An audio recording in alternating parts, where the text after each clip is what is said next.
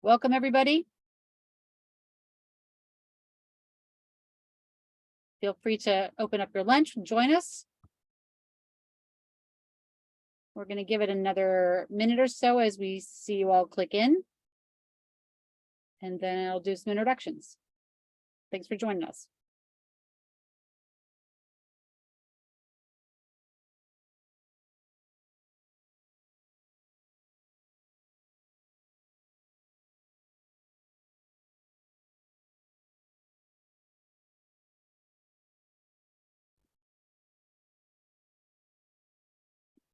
Okay, so if you just joined us, I'm going to remind you that we are recording. We clicked that just a minute ago. And then I'm really grateful for you all to join the Institute for the Study of Business Markets webinar. We have 6 steps to your future-proof. Sorry, let me try that again. 6 steps to future-proof your B2B marketing for greater return on investment. This is Michael Brenner, who's the CEO of the Marketing Insider Group. And you are going to be really, really well educated during this webinar about the important things you need to do to future-proof your B2B marketing. And full disclosure, ISBM is taking great advantage of Michael Brenner and his team too. So if you have any questions about how well that's going, we'd love to share that with you. Click the next slide. So there's a picture of me on the right. And Michael Brenner on the left, and I'll let him introduce himself in further and right after I go through this slide deck to tell you how we're going to do this today. So I'll remind you who we are. We are from ISBM, originally 40 years ago, founded by a network of academics and member firms. And we have since 1982 been working to improve the state of knowledge of the B2B space and share that with our members. If you're interested in learning more about membership, I hope you'll reach out to us. Our community is a community of practitioners, that is our member firms and our curated partner firms, and academics from the worldwide academics who are distinguished research fellows, those are named from us, and other academic researchers that we choose to support. Our membership looks a little bit like this these days. So you can just take a quick look at all the logos of our member companies. And our distinguished research fellows are represented here by the schools and the tiny little snapshot photos. We have 32 research fellows. These are premier practitioner researchers in the world in their areas of expertise.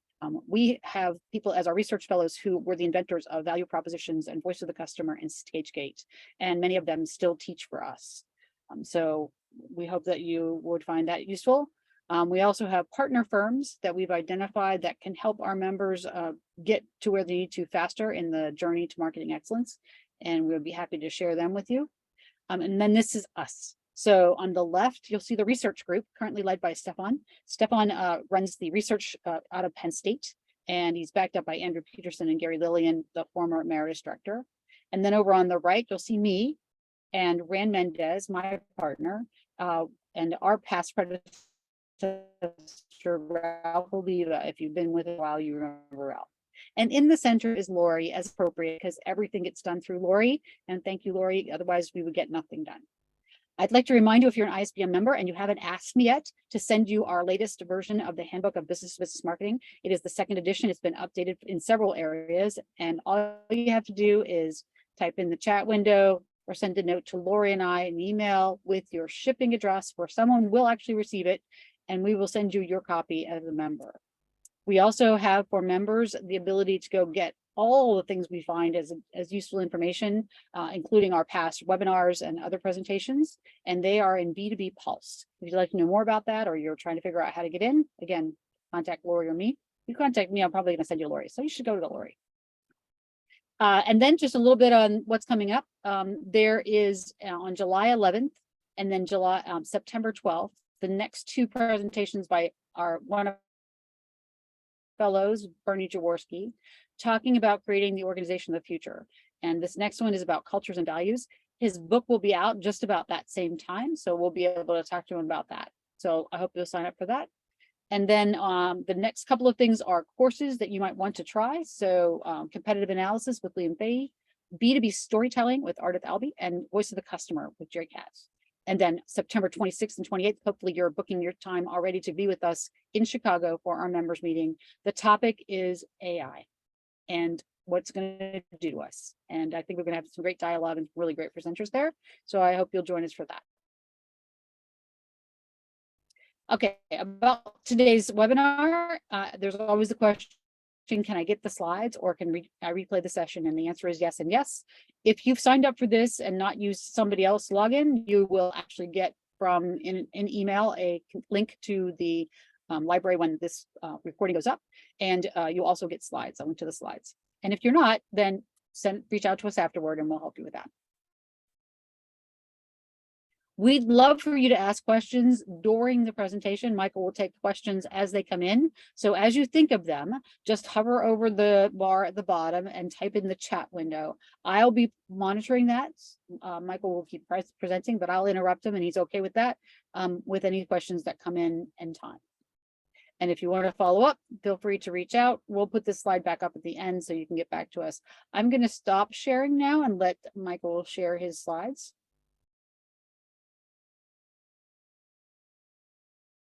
All right. So Michael, I'm going to hand it over to you. Thank you so much. Yeah, thanks so much, Lynn and Lori, for putting this together. And it's an honor to be here with all of you today. As Lynn mentioned, we're going to talk about 6 steps to future-proof your B2B marketing for greater ROI. Obviously, lots of conversations about economic uncertainty and interest rates and AI and all those kinds of things. And at the end of the day, B2B marketing just needs to deliver ROI. And so we'll talk about ways that we can do that, trying to put aside some of the noise that's happening outside. They are going to send out the slides to all of you, but just in case you wanted to follow along, here's a QR code or a bit.ly link that you can use to just download the slides right away. So you can see that. And then just very, very briefly about me. I don't want to talk about myself, but CEO of Marketing Insider Group. We basically create weekly content that drives organic inbound search traffic and leads for our clients. Largely, I want to say 90% in the B2B space. A lot of SaaS companies, some manufacturing, some professional services, and then a few e-commerce companies sprinkled in there as well. I'm also the author of a book called The Content Formula, which is always infused in every presentation of mine. It's really all about how content drives ROI, how effective content drives ROI. We'll talk a lot about that today. I also wrote a book called Mean People Suck because I was getting a lot of questions from my former colleagues as a 25-year B2B marketer. Why are we so miserable? Why is it so frustrating? Why is it so challenging to do B2B marketing? And what I found was that it was really a crisis of leadership. And so I wrote kind of a leadership book without much credibility on the topic, but with a lot of research. And so if you're interested, you want to check that out, please do. Okay, a simpler title to what we're going to talk about today is just stuff that works. And I've got a little laughing emoji there just because I think every presentation I've ever given has been a little bit different, but always focused on this.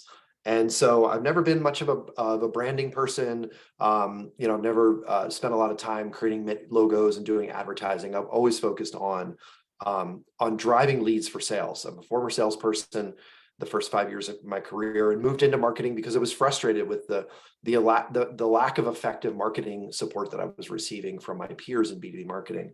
And so I've always been a performance-driven, demand-driven, demand gen, lead generation, pipeline building, revenue-driving marketer. And so today we're going to talk about mostly digital stuff that works.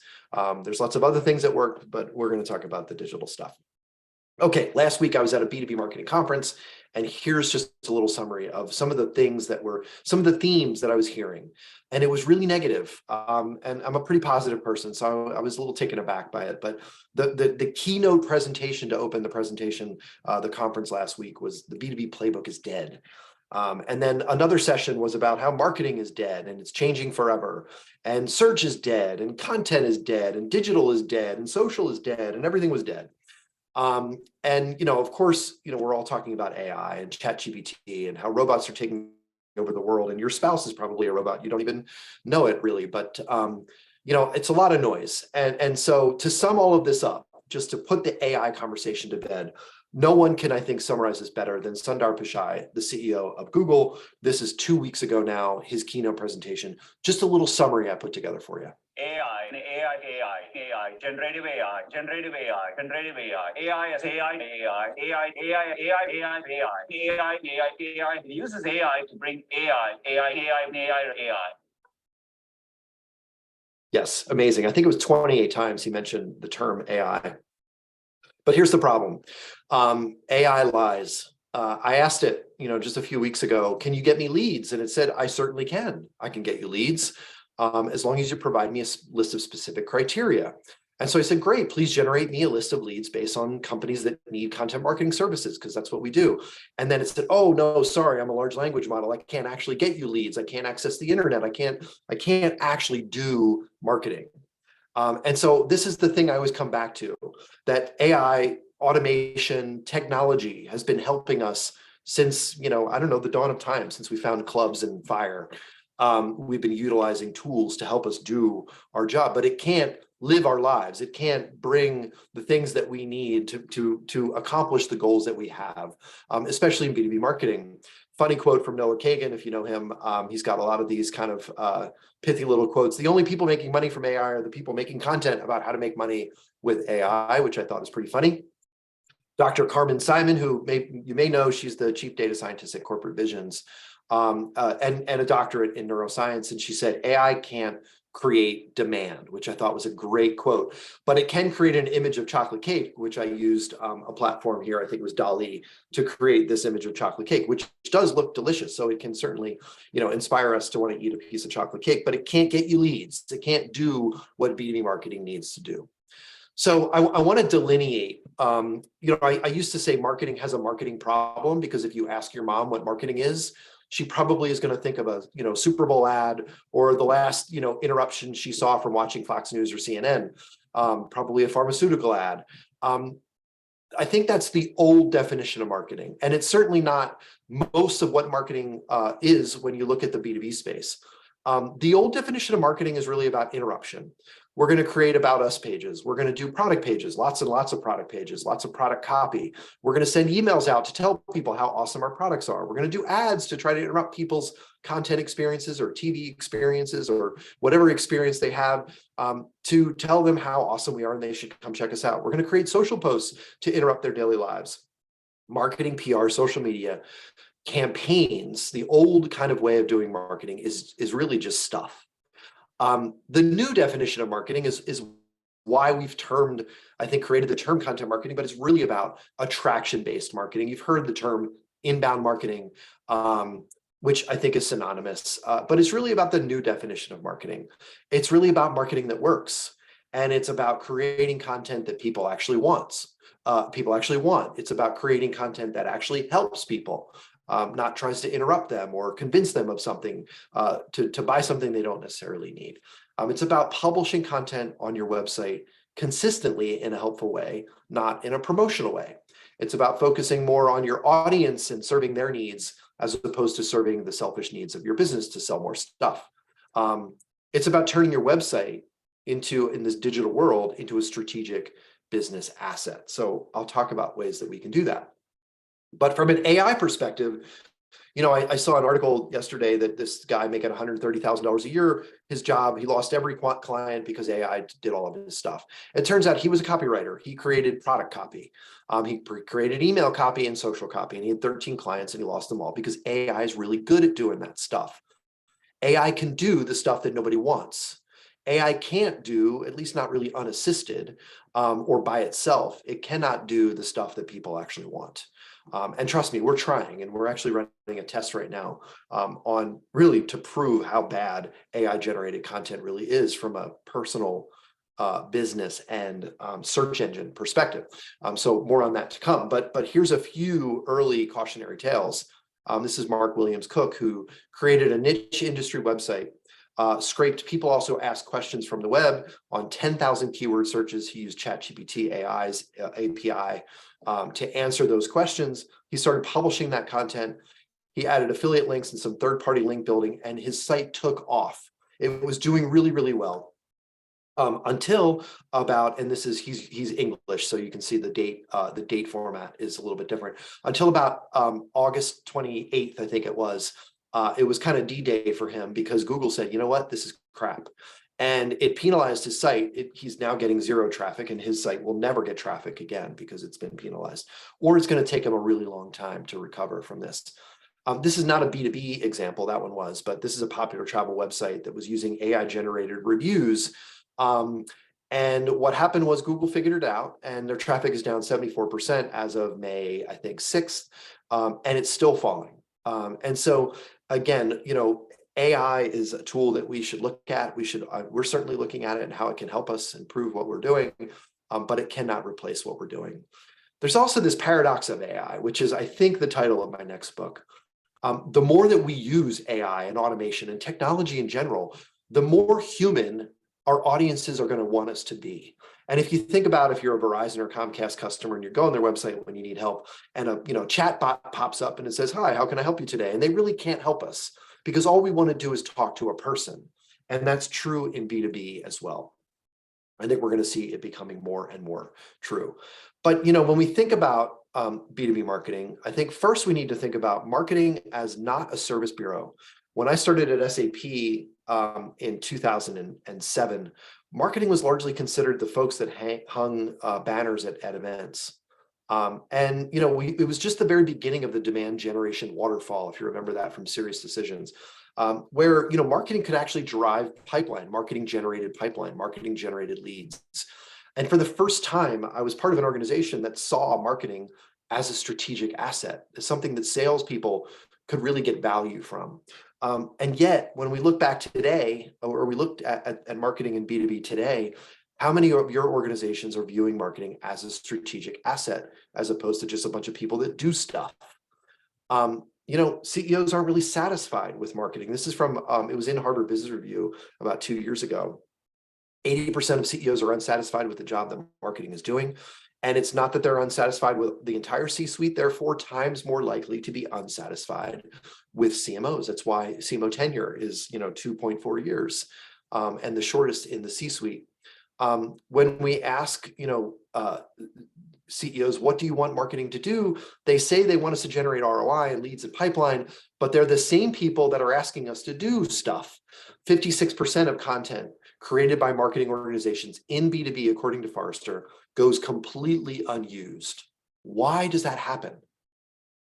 It's his fault. Behind every piece, or her fault, behind every piece of bad content or content that doesn't get used is an executive that asked for it. It's why I wrote this book, Mean People Suck. It's why we in B2B are so frustrated with our jobs many times, because we have executives and salespeople and product teams that are asking us to create stuff that, as human beings and consumers of content, we know isn't going to work. It's not going to drive leads. It's not going to drive pipeline. It's not going to do the things that these same executives are asking us to do. And so that's why we need to think of marketing as a strategic asset. We need to force the conversation with our executive team to say, wait a second, we have this website, and the website is a digital asset that has real value that can grow over time. It's an investment. It's an investment portfolio or vehicle, similar to your 401k. Now, we need to visualize that, I think, when we're talking to CFOs. So here's just a standard example of clients that we work with. Our average client publishes about 8 articles a month, or 2 articles a week. They spend about $5,000 a month to do that. And they don't see a linear rate of return. They see an accelerating, compounding rate of return. And why is that? Because we create helpful content for audiences of our clients. And the first piece of content we publish is somewhat evergreen. So like the first dollar you invested in the S&P 500, it generates interest, and that interest generates interest, and that interest generates more and more interest. And over time, you start to see this accelerated rate of return. 7x ROI from our average client, 138% year-over-year growth. It's about 11 or 12% month-over-month growth. Our average client, when they start working with us, is spending about $18,000 a month in paid marketing, and their ROI is 0.86, which means they lose 14 cents on every dollar they spend on average in their paid marketing efforts. And so the difference between interruption and inbound or organic or attraction-based marketing is a strategic asset that has real value that grows over time. Now, I gave you sort of some of the words and a chart, a visual, to show you how to present marketing as a strategic asset. But we need to build the business case for doing things differently than maybe we have, from doing the stuff that executives ask us to do. No, let's do the stuff that our buyers actually need. And in the digital world we live in, it's relatively easy to do that. We can just reach, engage, convert, and retain buyers that we would not have reached if we didn't create the content that they actually want. If you talk to the economic and the academic advisors at ISBM, you're going to hear that the only four objectives of marketing is to reach, engage, convert, and retain. There is no other reason to do marketing but to reach, engage, convert, and retain buyers you would not have reached if you didn't do marketing. We go back to Peter Drucker. The aim of marketing is to get new customers. It's that simple. And so how do we do that in this digital world? This is a knowable thing. We can identify the keywords that people are using in order to reach them with the content that they want. We can identify the content that they're engaging with. We can look at our competition in the industry and publications and see, well, look at all the stuff that our audience is engaging with that we're not creating. How do we start creating better versions of that stuff based on our unique point of view, our expertise? And then this is, the part conversion is the part that we've gotten pretty good at in B2B. We can figure out the different conversions and pathways that can allow us to convert the folks that we're trying to reach, to drive pipeline for sales. And then my favorite objective is retention. What we've looked at, and we've done this with about 12 customers where we've looked at customers that they've gained through digital or content marketing methods versus the rest of their content. So two cohorts. And what we found was that the inbound attracted audience of customers spent 4 times more than the rest of the customers that they were able to identify in the data the data set that we looked at. And so when you reach, engage, convert new customers in this way, those customers are good customers. They're happier customers. They spend more money. They stay longer, and so lifetime values go up. And then from a business case perspective, so here's why we need to do something different. Here's what we're going to do. We're going to reach, engage, convert, and retain. And here's how we're going to measure it. Organic search traffic, subscribers to our website, to our newsletters, conversion, leads, trials, demos, revenue, and then retention rate, upsells, lifetime value, cost per sale, cost per acquisition, all of those kinds of things that we're good at doing. So it's an ultimately measurable thing, as opposed to let's stick our name on the side of a stadium, or let's create a printable brochure to hand to our salespeople that they can give out at events. Not measurable activities, not necessarily bad, but just not necessarily the kinds of things that we can measure. All right. And then this is just a quick summary. You don't have to read my book. I'm going to give you a free PDF link for this at the end of the presentation. We can show the ROI. And this is really why I wrote the content formula.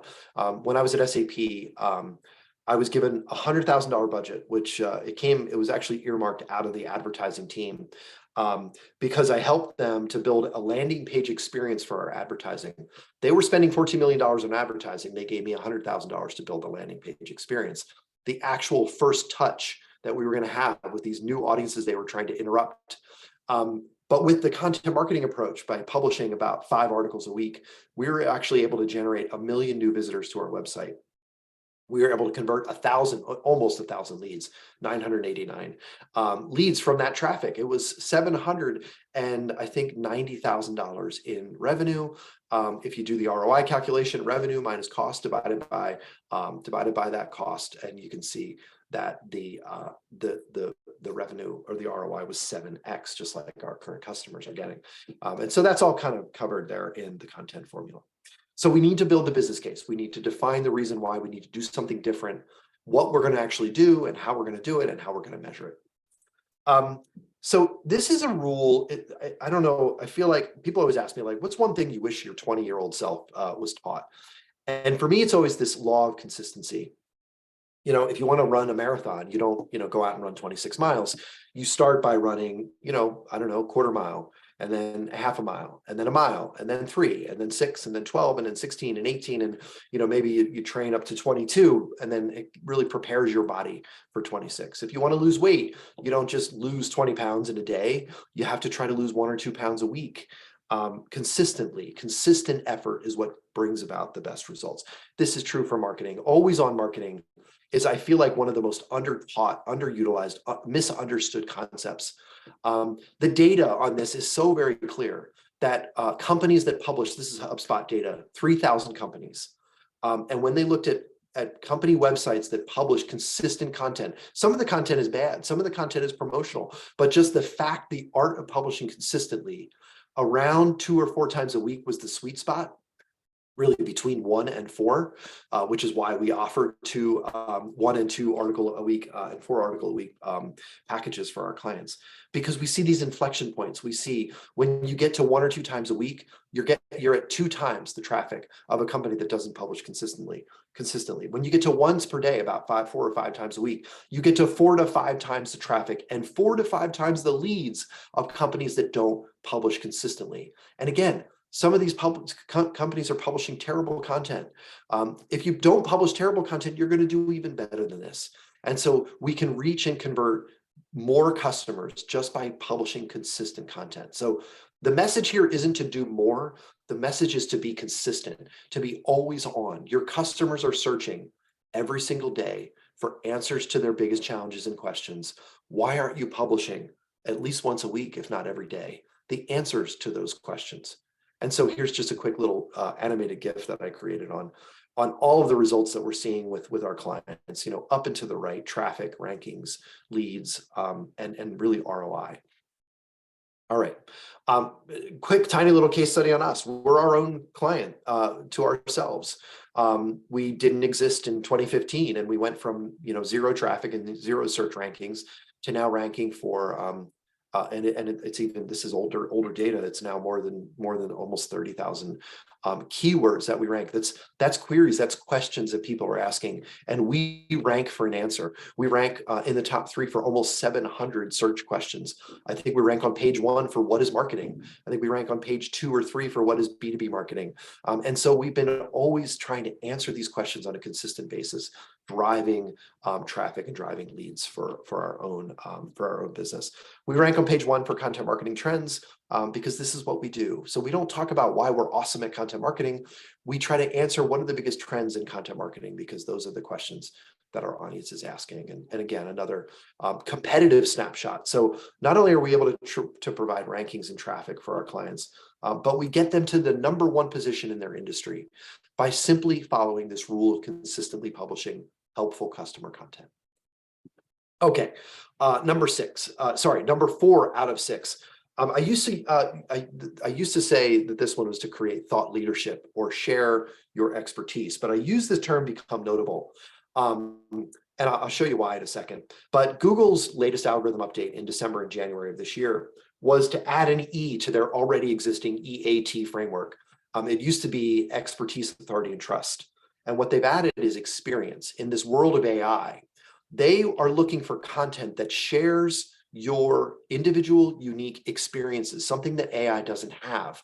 AI didn't grow up. It didn't have a mom or a dad. It didn't learn that when you touch the hot stove, you're going to get burned. And so those are the kinds of things, those are the experiences that allow us to create unique, notable types of content that our audiences are actually interested in. And so that was the second E that Google added, is we want to share expertise, authority, experience, and trust. I like to use a Venn diagram to how do we do this? Because on the left-hand side is what we typically publish. We're great, we're awesome, you should buy from us. This is why we're awesome. This is how much we cost. This is how to contact a salesperson. On the right-hand side, your audience is really looking to be distracted by pictures of babies and kittens and puppies, and that doesn't help. That's just charity. So my challenge is to resist that natural instinct to want to promote yourself, not to fall all the way to the other side of the spectrum and just create fun, entertaining videos, but just to create stuff that helps people answer the questions that they have. It requires a little bit of empathy, but if you share your experiences and share your expertise, you can build authority and build trust that leads to sales. If you promote yourself more and more, you're not earning the trust of your audience. You're not building authority. You're not sharing your experience and expertise. Quick example from our friends at GE. It's a client of ours, GE Healthcare, now separate company from GE. They launched this amazing new AI-driven functional MRI machine that cost $1.5 million, and they wanted to tell every radiologist in the world all about it. Radiologists, we know this because we went to Google and we typed radiologist and hit the space bar, and Google autofill told us the radiologists care most about their salary, their qualifications, where they should live, what education they need. And so we created a radiologist salary guide, answering the biggest question on the minds of radiologists. And because it came from GE Healthcare, it generated leads. People downloaded this. GE's sales teams called these radiologists and the radiology departments, and they sold 3 machines. Now, maybe that doesn't sound like a lot, but we spent, mid 5 figures on the ebook and all the promotion and the articles that we created to support it. And they sold 3 $1.5 million MRI machines. So, I don't know, I think it's like a 10,000, 20,000, 30,000x return on investment, because they resisted that natural tension to talk about how awesome their MRI machine is. This is why I use the term be notable. There's an AI marketing expert, Chris Penn, who's a good friend of mine. And at first, a couple of months ago, he said, marketing is dead. He was one of those folks. And he said, AI is going to take our jobs and AI is going to kill all of us. And then he said, you know what? The new battleground for marketers is really how well are we known by the machines? If AI becomes the way that we interface digital information online, then we need to become known by the machines. We need to become notable, is what he said. And he said, in many ways, it's no different than classical SEO. It's content marketing. It's digital marketing. It's just about creating consistent content. So whether your audience is engaging with a search engine or ChatGPT, you want to be the answer, or you want to be the source of the answer. And so we need to become notable if we want to share our expertise and be sort of the source of information. Quick example of how we did this. I use a tool called SEMrush to do some competitive gap analysis. What kind of content should I create is essentially what I asked SEMrush. And I looked at, some of these industry thought leaders, Content Marketing Institute and HubSpot. It's really hard to compete with HubSpot. I don't sell what they sell, but they create a lot of content similar to mine. And so it gave me this list of topics, and I didn't look at volume or difficulty or some of these other things people like to look at. I looked at the CPC, because the CPC is the cost per click of an ad. So it's the keywords ranked based on how much someone's spending on an ad for that term. And so it said to create content about how to promote YouTube videos. So I created an article about YouTube videos. And I shared our specific individual expertise. It said to create an article about a marketing director's job duties. Now, when I started creating the article, in the research that I found, and this was all part of the book Mean People Suck, I found that directors of marketing, believe it or not, are the second most unhappiest jobs in the world. The only one higher than that is directors of IT. Maybe some of you support directors of IT, or you're a former director of IT now that you're in marketing. We're miserable people. I've already talked about why. So in the article, instead of talking about why, what the job responsibilities of digital marketers or directors of marketing are, I wrote why directors of marketing are miserable in their job responsibilities. And so this is something that AI would have never known to do. And so I was sharing my specific, unique point of view on what directors of marketing should be doing. And the answer is creating customer-focused content that we know is going to work. The directors of marketing that are happy are the ones that are making their customers happy, and they're driving results for their company. And so that was the challenge that I gave to directors of marketing in this article. But again, the reason I'm sharing this is that the process, that thought process, could never be replicated by an AI engine. Okay, so become notable. All right, and then we have to map content to the buyer journey. I've been saying this for years and still amazed at the number of people and the number of companies that are creating all bottom of funnel content. I'll show you a visual for that in a second. But what I think is really interesting is when you look at the kinds of keyword searches that people are looking for, 100 times more people are searching for what and why than are searching for who, where, and how much. And so AI can create the who, where, and how much stuff. But we need your expertise. We need your empathy. We need even your humor to be able to create kind of, your opinions to create the what and the why content. We need maybe even your intellectual property, with which executives are always a little bit nervous to share and deliver real helpful value on how somebody can meet their objectives or solve their problems, or meet the challenges of the biggest challenges that they're facing. There's 10 times more people searching for how content than that are searching for where, who, and how much. And so while most of us create, and that's the next slide, while most of us are creating the stuff on the left-hand side, right? The product content, the offers, the brochures, the customer testimonials, case studies, ads. I'm not saying we shouldn't create that stuff. We have to create that stuff. Unfortunately, that's where 100% of our budget usually goes. When there's 100 times more people at the earliest stages of the buyer journey searching for what and why. There's 10 times more people searching for how. And so that's why we create articles and social content and short videos and white papers and webinars and how-to guides and longer form videos. And we do events and we have newsletters, because we need to bring people on their terms to the product content that differentiates and explains what it is that we sell and who we are and why we're better. And so on the left-hand side is kind of the budget split. On the right-hand side is actually how audiences are searching for information. So we need to map content to that buyer journey in a more appropriate way. At Marketing Insider Group, we get all of our leads from essentially nurturing of people that subscribe to our newsletter or download ebooks or ultimate guides. We send 9 workflow emails. You can see just a quick example here. The first one is sort of a welcome message. Hi, my name is Michael. I've got 4 kids. They ask lots of questions. Do you have any questions for me? In the second email, I say, hey, we sell some stuff. Maybe you want it. In the third email, I say, here's our top 5 articles from last year. In the fourth email, hey, we sell some stuff. Maybe you might want it. Here's a case study on somebody that saw value from it. So I do sell a little bit in the nurturing, but only after I've earned the right to get their email address with some piece of valuable content. Okay, now this is marketing promotion, distribution, amplification, whatever word you want to use. I think this is going to become more important with the disruption that we're going to see in the search world. I don't think search engines are going to go away or die. I do think that the search experience is going to change. And it is going to require efficient ways to amplify our content outside of just the organic search experience. We've seen that the impact of social media in driving traffic and leads to websites. We just published a research report on this. It went from about 10% of the source of traffic and leads for B2B websites about 5 years ago to 5% about 2 to 3 years ago, now down to 1 to 2%. And so I have clients who, their first hire, startups who their first hire was a social media person. And, what I'm telling them is your first hire should be a content person. And maybe your second hire should be an amplification person. And then the third person, should be social media. Because it's going to become so much more important. There's a trick to this in B2B.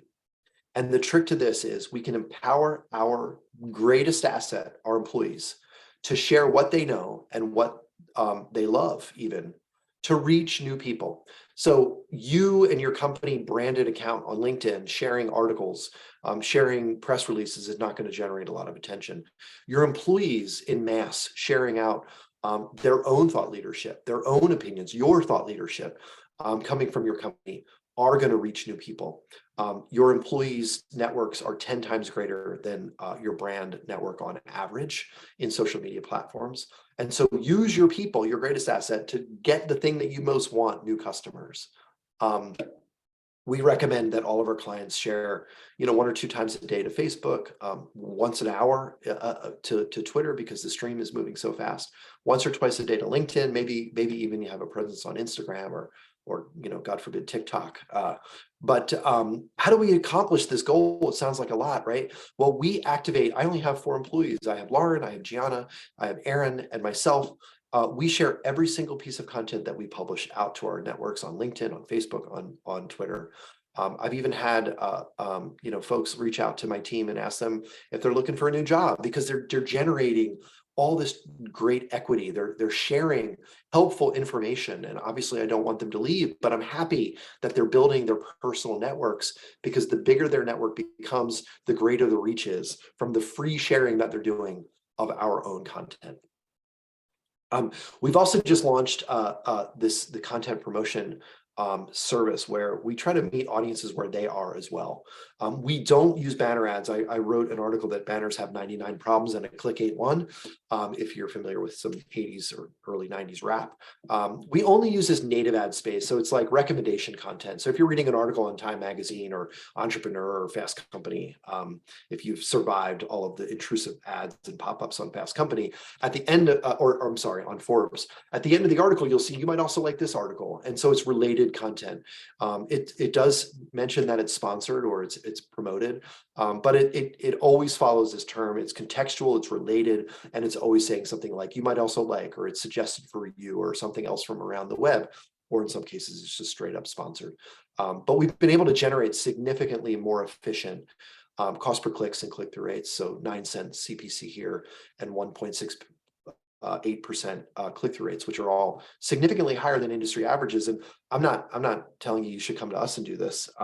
The reason this works is because we're using helpful content and we're promoting it aside other contextually related pieces of content, and we're allowing folks to opt into it. And so it's not interruption based. It's just, hey, if you were just reading an article on manufacturing trends for 2023, well, here's an article that we wrote on a similar topic. And so what we find is that it's driving significant results for some of our clients that are using paid amplification. Okay. I didn't get any questions, Lynn, so I hope I didn't talk too fast. But here's just a quick summary. Marketing is a strategic asset. We have some time for questions, at least 10 minutes or so. Build the business case. Always on consistency wins.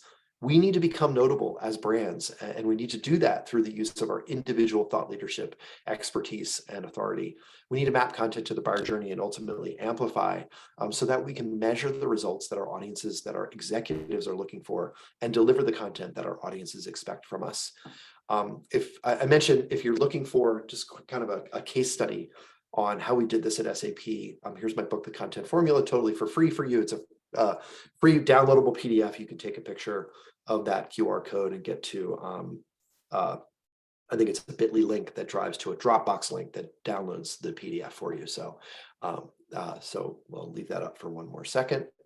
And then, You can leave it up while we chat. That's okay. Yeah, that's all right. I just wanted to, That's nice. Yeah. This is the first GIF that I ever created. So, I just thought I would share that with everybody. All right. So yeah. So I don't know, Lynn, if you want to put your slides back up, or I can just leave that there. No, that's it. Leave them up. So I have a couple of comments, and I've seen the names of who's with us today too. So, and there's a couple of folks that might just wanted to have a conversation. Normally I would say things, but we're going to open in just a second, Lori. Let me just say a couple of things. So one, as I'm listening to this and I'm thinking about all of our members, and I'm thinking, one of the first reactions people have is, well, I don't have people to do this, which of course we solved that problem by hiring you guys. And so now we have people to do this. We consider you part of our team and actually are a great part of our team. So, but the one thing that you answered for me was, when you're looking for that social media person, because everybody on your team is over 50, you need a content person. And I think you're exactly right, that is not what we immediately think of hiring almost ever in most of our B2B spaces. We don't think of hiring the writer. We think, well, I need somebody who knows the technology, or I need somebody who knows the internet, but this piece that's like relatable, right? And relatable in your video or writing is really a piece of it. The other thing that I appreciated from your very first GIF is that a lot of folks that are well educated in the areas of their vertical that they sell are quite uncomfortable becoming a video star, or even making such a thing, or being on camera. And so there is this piece where you just have to do it at some point and laugh at yourself and then put it up. And a lot of folks will tell you that was a wonderful thing, but you probably felt really awkward the first time you did it, but then you did, and then you got good reactions to it, and then you can do it some more, right? Mm-hmm.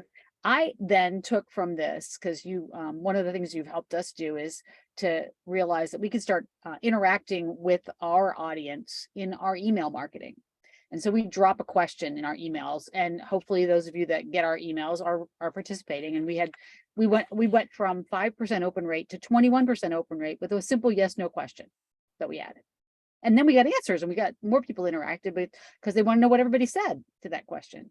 And so I think there's a couple of those that you've posed for us that I want to try and use, which is, when we're thinking about like the email workflow, and I just kind of wonder to myself, how many of our companies that are members have an email marketing nurturing workflow? I don't know. I might venture to say it might be less than half. And that in itself is interesting. So, and then I've got like 3 more of those that made me then wonder, are we worried about AI because it's a lot easier to worry about AI than just doing what we should know we should be doing? Because we kind of know we need to do this, but we still don't do it because, well, maybe we're just hoping AI will fix it for us. I don't know. Those are my thoughts. Lori, would you open up the line? Because Vince had a comment that he wanted to make. Vince lives inside of this space as well. For his own clients. So Vince, I'm going to let you go live, if you're live. Can you hear me? Yes. Yeah. All right, fantastic. It doesn't look like I can turn my camera on. I'd be happy to do it, but that's okay. Michael, thanks for a great presentation. I think you've hit the nail on the head in just many, many ways. But I just wanted to make a comment in the AI related segment. So first, I want to thank you for putting the hammer to this AI mania. I have been at least in a dozen webinars. I went to a conference 2 weeks ago that talked a lot about AI. And from what I see, from my experience, AI is not going to take over marketing. And the way they described it is the missing element is that critical thinking and that ability to be empathetic. In the conference that I went to, what I do see a lot of value for AI is for data scientists, for them to consolidate information, build this bot to talk to that bot and pull this information from here and consolidate this information so that we can make good decisions. That's where I see AI helping people tremendously. Now, that said, I do some content writing for SEO optimized pages for certain clients, and I'm in the B2B world myself. And so my experience has been this. It has eased up the initial meeting with the client to extract from them all the information that you need to get so you can write effective content, because AI can just give you a plethora of information. But on the back end of things, it actually takes me twice as long to write the content because I have so many ideas. But then I have to go back to the client and I have to say, is this appropriate for you? Do you do this? Is this something that you should talk about? I had an instance where I was working with a CPA firm that services businesses, and they had like 9 different categories that they needed to talk about. And, in some of the categories, they were things that they didn't do. And so we had to go back and, edit the content and all that. So there is some benefit. It's been helpful to me in content writing. I agree. It's not taken over the world. But if you have data scientists, it's going to help them out tremendously. So that's just my 2 cents. And as I heard the other day, somebody said with inflation, it's now 3 cents. That's right. No, I think you're absolutely right. I mean, I was at a conference last week and somebody made the comment that when AI came out, we initially thought writers were going to be attacked and really, threatened. But it's actually the STEM folks that really represent what AI can do, and in a way replace many of their tasks. Right. We've seen it can do coding. Not, many coders will say not very well, but again, it's actually, English majors. I think Lori and I are both English lit majors because I connected with her for the first time on LinkedIn yesterday. We're actually the ones, the communicators are the ones that are going to need to become more important, because we're going to need to translate what AI is telling us and what the data scientists are, sort of what the data is telling us. We still need to tell the story of that data. Another quote that I heard I thought was really great from a guy named Andy Crestodina, who, if you're not, I always tell people, if you follow one person in B2B marketing, follow that guy. Because he shares so much helpful stuff. But he was saying that AI can't generate an opinion. So if you said, should I invest $1 in a marketing person for social media or for content, it won't be able to give you an answer. Or I wrote, banners have 99 problems and a click ain't one. It could never have an opinion, a negative opinion about something like that. I wrote, personas are great except when they suck, because I saw so many bad personas that were not actionable. Ardith Albee, who's speaking here for ISBM in a couple of weeks, taught me that. A long time ago when I worked with her on a persona that was truly actionable to driving content strategy. You know, those kind of opinions you could never get from AI. So yeah, I think you're absolutely right. And I think it's been a lot of hysteria. It's been a lot of noise. We're starting to see it settle down, you know, with clients that were concerned in the beginning. And you know, like Chris Penn said, it's actually going to come back to looking like we need to create more content for AI, just like we were creating content for search engines. Yep. Yeah. You know, we did a question, the very first question we did that drove some faster open rates for our own website. And that was just to ask our marketers, how many of you have personally used ChatGPT? That was just a month ago. You want to guess, or maybe you saw the data. I don't know if you saw it, Michael, but I did see it, but I forget what the answer was. it was very surprising to me, right? Because I consider that a lot of folks probably have kids. So if I had kids, I definitely would have been looking to see what they're doing, right? But we had only 60% of our folks had actually personally tried it. After all the hype and all the mania, right? You would think, well, at least let me get some firsthand knowledge. So, so I don't know what that means in terms of actual. Are we avoiding? Are we in the avoidance mode? Do we have too many underlings that are doing things for us so we don't have to do them? I don't know, but I will tell you that when I finally dug in, I probably use ChatGPT every day now. It's substituted for Google for me. I don't actually go to Google and ask a question to find something and have to dig around in websites and figure out where the answer is. I get this really nice 4 paragraphs that tell me exactly what I need to know, probably wrong, but it's still better than searching the websites. So yeah. So the line's open for everybody, Lori. I'll just, or if you want to, you can raise your hand and we'll let you ask a question directly. The lines are open though, if anybody else would like to speak. Good. I saw Rand was with us. I'm not sure if he still is. I'm not able to see all the participants at this moment. Maybe he's left us. Okay, so I'm going to remind everybody, 1, this is recorded, so you get to go back again. 2, this is recorded, so you can go tell others in your company who didn't watch this that they need to watch this, because you guys got to change some plans and you want to go do that. Thank you for that, Lori, putting those up.